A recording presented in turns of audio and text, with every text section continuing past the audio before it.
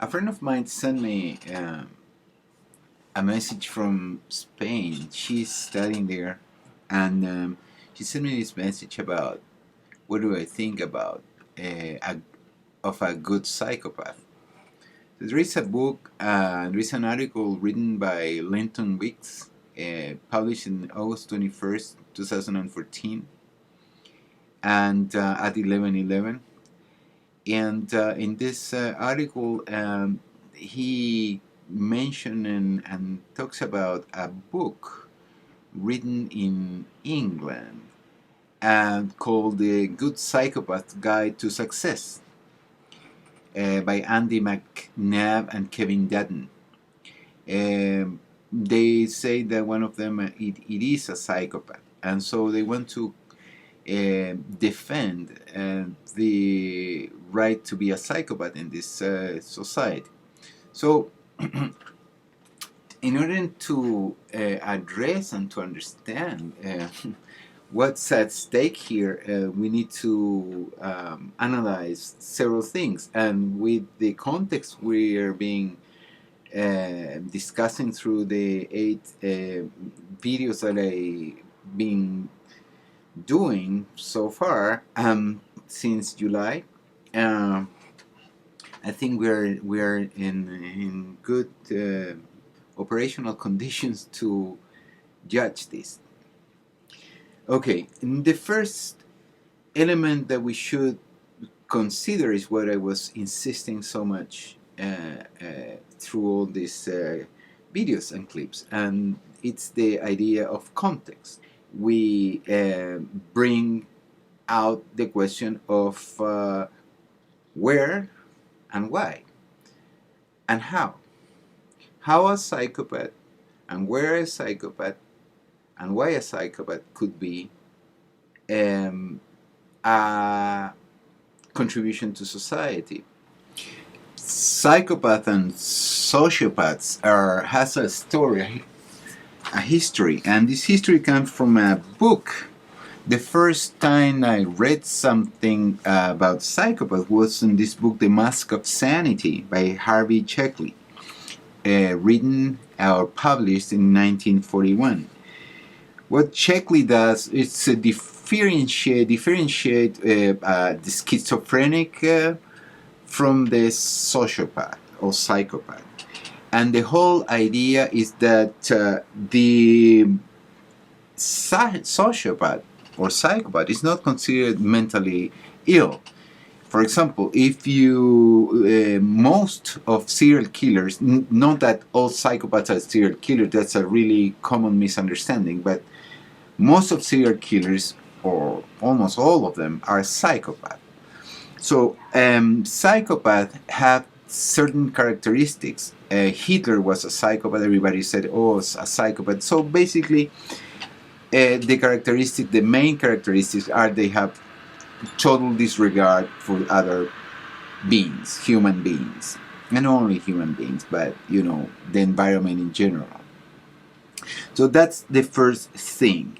Later, many years later in the 80s, Robert Hare wrote another book talking about what were the characteristics of a psychopath. And also Robert Hare created a system in order to classify psychopathy on different levels. He also participated in the movie The Corporation, and he also was an advisor for the FBI to profile serial killers.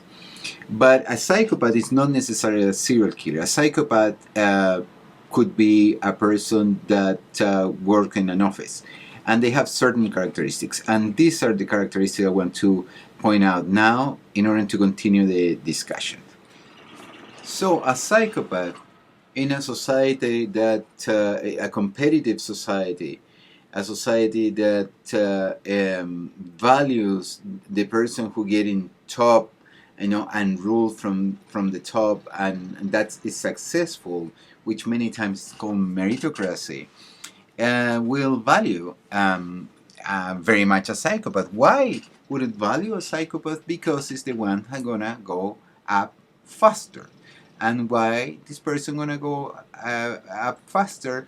Because they have certain characteristics, not only psychological but also biological characteristics. The amygdala, for example, doesn't secrete the hormones that other people have in order to have empathy. So one of the main of central problems of a psychopath is that they don't have empathy, meaning that cannot put himself or herself, most of them are men, but there are women too, they cannot put in the shoes of other people, so they cannot feel, they don't have any kind of a relationship with the surroundings. So it's kind of an isolated human being. So sometimes I even believe that the term human being for a psychopath is not the best term, because of the ingrained instinctual elements that a human being has, uh, and the normal reaction that they have. So a psychopath has certain characteristics, and the characteristics are as follows. The first one is glib and superficial charm. So he's a good actor. He gets the attention of people. He wins the respect, or he wins the desire of people to be with him. Another one is the second one is grandiosity of its self-worth. So they have this belief that they are very important people. They're self-assured, opinionated, cocky, etc., etc., etc. So you feel a person that is like is not timid, and it can be like a model of behavior for people that they feel like scared in an institution, for example. The next one is need for stimulation or proneness to boredom. So these people constantly need stimulation because they don't have internal stimulation. So one of the elements that a psychopath has is that their internal life is so poor that they need the exterior world in order to get excited. So, and excitement is one of the most important elements for them. And another one is pathological lying. So they lie consistently, and they create this like world, like fantastic world that they themselves believe. So everybody thinks that they are going to climb Mount Everest. They are pilots, and they go into submarines, and they rescue widows from castles. Anything that is make them feel and look good. Another one is cunning and manipulativeness. So they are absolutely manipulative because they what they have in mind, what there is at stake for a psychopath, it's their own interests. When I say their own interests, I'm not even saying the interests of the family, the interests of their children if they have, the interests of their parents. No, their own interest. Their world ends with themselves. So they have like a very acute narcissism. Another important trait is lack of remorse or guilt. They don't feel remorse, so they can run over a little kid and they don't feel anything, and they go back home and they can eat like normally with their family. They don't feel guilt. What they do is project, is blame the victim, and so they're always like, well, I haven't done it. Oh, it was her fault, his fault. It's a typical attitude in abuse, domestic abuse. And the next one is shallow affect. So they really don't have affects, but they pretend because they learn how other people behave. So they show this affect that is like a copy of what they have seen in other people as they behave or manifest this feeling. Another one is callousness and lack of empathy. As I said, lack of empathy is very, very important. A lack of feeling towards people in general, cold, contemptuous, inconsiderate, and tactless.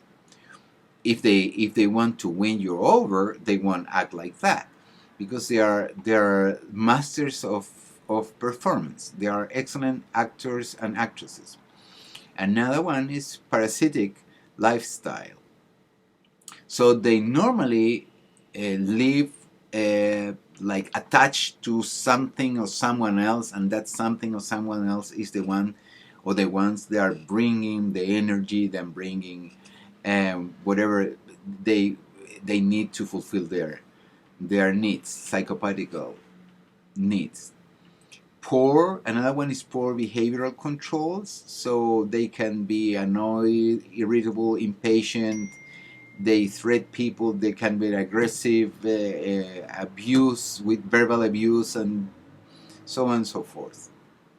Another one is promiscuity in their sexual behavior. So since they don't have attachment to anybody, and they have this need for excitement and instant gratification, obviously they're going to have sex with as many people as they want, and they can, promise things. They can lie in such a way that everybody thinks that they are a fantastic person until they realize that they are not. Another one is early behavior problems. Normally, psychopaths, they have been in jail, or they are being doing vandalism or sexual assaults, or fire setting is very common.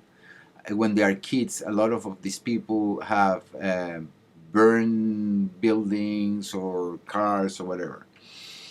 Another element is lack of realistic and long-term goals. So since they don't have realistic and long-term goals, they live without a future. So since they live without a future, they need to live like this carpe diem kind of thing. And it's very fascinating. A lot of people see carpe diem as a big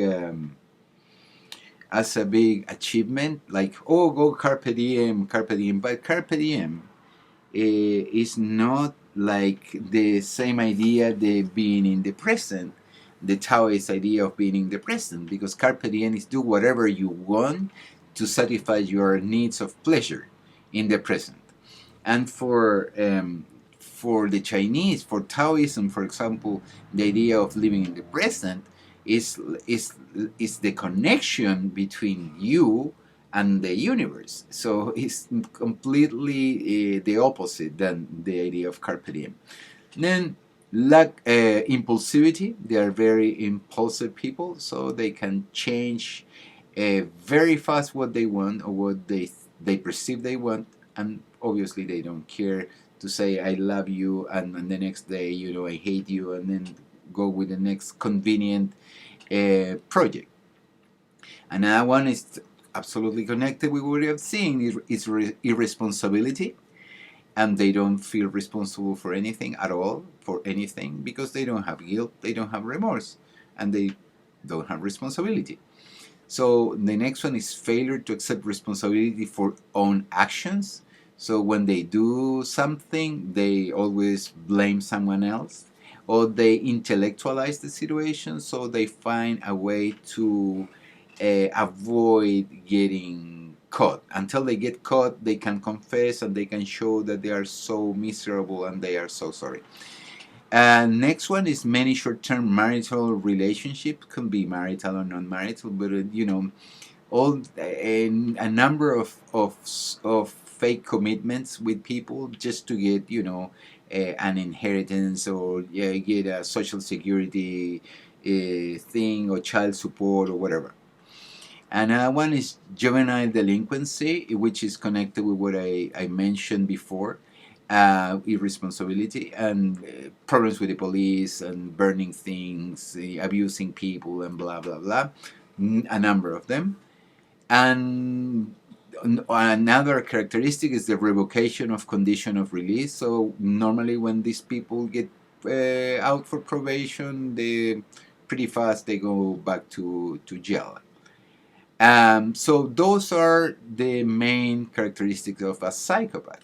So for evolutionary psychology, and this is one of the things that I want to not only address but emphasize about this talk, it's that yes, for evolutionary psychology, a psychopath might be a much more viable member of society than another member of society that they do have empathy, that they do have care for other people, that they do have remorse and guilt, and so on and so forth, because those elements are the elements that allows us to live in society.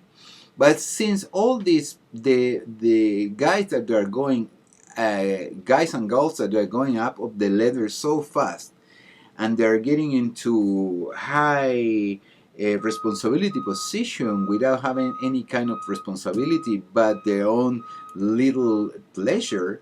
Um, so we are in a situation that it's gonna be deadly. Hitler was a psychopath, and one of the arguments of these guys was that Winston Churchill was another psychopath. And actually, it doesn't surprise me all those things. Uh, they were the winners. So what is the idea that we have to be represented by people that they're mentally unhealthy, that they lack some stuff or in their brains, and those are values for us now. The fact that these people are sick are something that we're celebrating because they go along with this structure, with this way of seeing the world, which is that an individual have to be successful no matter what over everybody else, and then you're gonna achieve recognition, and they're gonna achieve maybe what Abraham Maslow told us on this respect. So this is a catch-22. This is an irony, and it's something that you really have to be taken into consideration, because again, it's a very, very pervasive, underground, under the table move. And how many people know about this? Very, very little. How many people know about anything really? Very, very little. So we have a problem of education, of course. But how can we get educated if we don't? If we have to keep like living for survival? And and the ones who they have a spare time, they go to Cancun, or they go to an island, and they're gonna have a good time, tanning their bodies under the sun. So let's see what's next.